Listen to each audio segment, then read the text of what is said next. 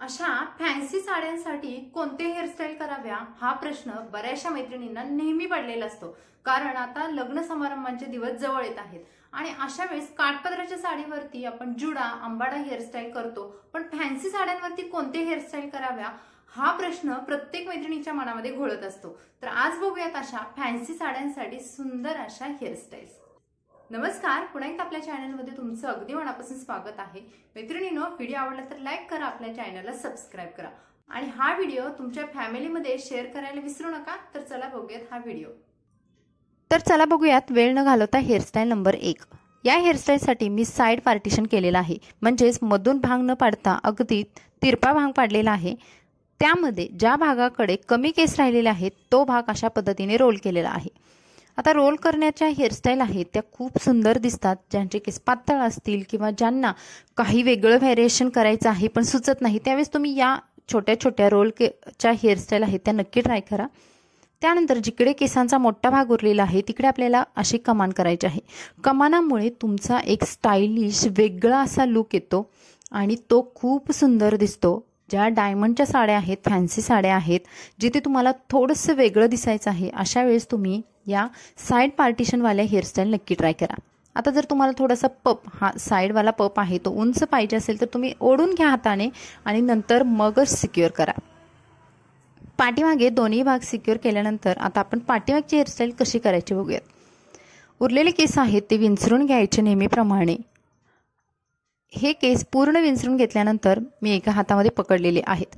आता जेव्हा हेअरस्टाईल करताना मागे पोणी किंवा काही असू देत तेव्हा तुम्ही छोटे छोटे बारीक केस राहिलेले आहेत ते हातामध्ये व्यवस्थित गोळा करा आणि एका हाताने हे केस व्हिडिओमध्ये दाखवल्याप्रमाणे अशा पद्धतीने वरच्या दिशेने रोल करत जा। वरच्या दिशेने रोल केल्यामुळे इथे आपला आपोआप फ्रेंच रोल बनतो आणि उरलेले जे केस आहेत ते आतमध्ये फक्त तिथे खोचून घ्या। ते केस बिलकुल बाहेर निघत नाही। वरचा जर भाग तुम्हाला टोकाचा हा वेगळा वाटत असेल तर साईडचे केस आहेत त्याच्यावरून पूर्ण फिरवून घ्या आणि त्यानंतर मी माझ्या डाव्या हाताला जे केस उरले आहेत तिकडे 2 पिन्स लावून ही हेअरस्टाईल कंप्लीट केलेली आहे। खूप सुंदर, खूप इझी आहे ही हेअरस्टाईल। तुम्ही नक्की ट्राय करून बघा, थोडासा वेगळा लुक करून बघा, तुम्हाला सुद्धा खूप कम्फर्टेबल आणि कॉन्फिडंट वाटेल। ब्रॉचनी ही हेअरस्टाईल डेकोरेट केलेली आहे। त्यानंतर बघूयात हेअरस्टाईल नंबर 2। आता ज्या मैत्रिणींना पार्टिशन हवा आहे, सेंटर पार्टिशन हवा आहे, तर त्या मैत्रिणी सुद्धा वेगळ्या पद्धतीने सेंटर पार्टिशनच्या हेअरस्टाईल सुद्धा अट्रॅक्टिव्ह बनवू शकता। छोटे छोटे केसांचे असे भाग घ्यायचे आणि हे सुद्धा मी रोल केलेले आहेत। प्रत्येक मैत्रिणीला ही हेअरस्टाईल यावी यासाठी मी अगदी सोप्या पद्धतीने हेअरस्टाईल तुमच्यासोबत शेअर करते आहे। कुठेही तुम्हाला अवघड वाटू नये किंवा ही हेअरस्टाईल मला जमणारच नाही असं वाटू नये यासाठी हे इतक्या सोप्या पण सुंदर दिसणाऱ्या हेअरस्टाईल आहेत। अशा पद्धतीने 3 रोल आहेत ते मी पाठीमागे 3 पिन्सने सिक्युअर केले। याच पद्धतीने आपल्याला उरलेल्या केसांचे सुद्धा इकडच्या साईडचे 3 रोल करायचे आहेत। समोरची सुंदर हेअरस्टाईल झाल्यानंतर पाठीमागचे केस आहेत ते विंचरून घ्यायचे आहेत आणि या केसांना आपल्याला एक रबर बांधून घ्यायचा आहे। काही मैत्रिणींच्या हेअरस्टाईल खूप लूज होतात किंवा मग काही वेळानंतर सुटतात, तर तुम्ही रबरच्या ज्या हेअरस्टाईल असतात त्या नक्की ट्राय करा, ज्यामुळे तुम्हाला कॉन्फिडन्स येईल आणि तुमचे हेअरस्टाईल सुद्धा हलणार नाहीत।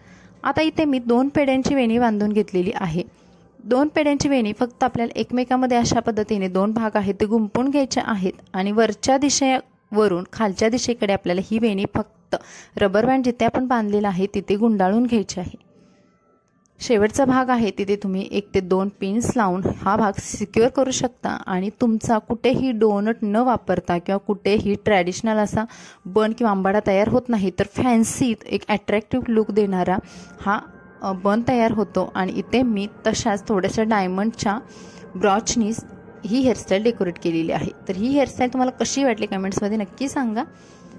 या हेअरस्टाईलचा समोरचा लुक सुद्धा मी तुम्हाला दाखवला। तर फॅन्सी साड्यांवरती खूप सुंदर प्रकारे, ड्रेसवरती सुंदर प्रकारे ही हेअरस्टाईल अगदी मॅच होऊन जाते। आता बघूयात हेअरस्टाईल नंबर 3। आता ज्या मैत्रिणींचे केस लांब आहेत किंवा त्यांना केस सोडण्याची इच्छा आहे, म्हणजेच ओपन हेअरस्टाईल हव्या असतील, तर त्यांच्यासाठी ही 3 नंबरची तितकी सोपी असणारी हेअरस्टाईल आहे। अशा पद्धतीने तुम्हाला आयब्रो पॉईंटवरून केस असे वरती घ्यायचे आहेत। आता जर तुमचा पप येत नसेल, तुम्ही पिन लावत असाल मागे, तर पप खूप फ्लॅट बनतो आणि पप व्यवस्थित येत नाही किंवा उंच दिसत नाही, त्यासाठी तुम्हाला एक ट्रिक वापरायची आहे. एक रबर बँड घ्या छोटा ब्लॅक कलरचा, डिस्को घेतला तरी चालेल, तो केसांमधून जास्त दिसत नाही. आणि अशी एक छोटीशी पोणी बांधून घ्या. पोणी बांधल्यानंतर ती पोणी फक्त तुम्हाला समोरच्या दिशेने म्हणजे कपाळाच्या दिशेने अशा पद्धतीने पुश करायची आहे आणि पाठी एका पिनने सिक्युअर करायची आहे. बघाल तुम्हाला हवा तेवढा उंच तुम्ही पप करू शकता. आता पाठीमागची हेअरस्टाईल बघूया. ज्यांचे केस खूप स्ट्रेट छान आहेत, दाट आहेत किंवा त्यांना केस मागे सोडायला आवडतं मोकळे, तर अशा वेळेस तुम्ही या रोलचे हेअरस्टाईल करा. तुम्हाला थोडे थोडे केस घेऊन डाव्या बाजूचे आणि उजव्या बाजूचे असे छोटे छोटे रोल करून सिक्युअर करायचे आहेत. तर मी डाव्या बाजूचा रोल आहे तो उजव्या साईडला थोड्या प्रमाणात नेऊन सिक्युअर केला. उजव्या साईडचा रोल अशा पद्धतीने नेऊन डाव्या साईडला सिक्युअर करणार आहे. तर तुम्ही 3 ते 4 रोल आरामशीर करू शकता. दोन्ही साईडचे 2-2 रोल जरी केले तरी पाठीमागे खूप अट्रॅक्टिव्ह लुक येतो. फक्त पिन्स वापरताना तुम्हाला थोड्याशा टाईट किंवा ज्या घट्ट पिन आहेत किंवा नवीन असतील तरी चालेल अशा पद्धतीने वापरा, म्हणजे हे रोल सुटू नये. आणि ही झालेली आहे आपली सुंदर अशी हेअरस्टाईल. ही हेअरस्टाईल डेकोरेट करण्यासाठी तुम्ही वेगवेगळे ब्रॉच किंवा तुमच्याकडे जे पण काय आहे किंवा तुम्ही गळ्यातले सेटसुद्धा अक्षरशः वापरू शकता आणि पाठीमागून तुमची हेअरस्टाईल इतकी अट्रॅक्टिव्ह बनवू शकता. तुम्ही बघाल व्हिडिओमध्ये. तर मैत्रिणींनो, या होत्या आजच्या 3 हेअरस्टाईल. तुम्हाला कशा वाटला कमेंट्समध्ये नक्की सांगा. चला भेटू नवीन व्हिडिओमध्ये. Bye bye.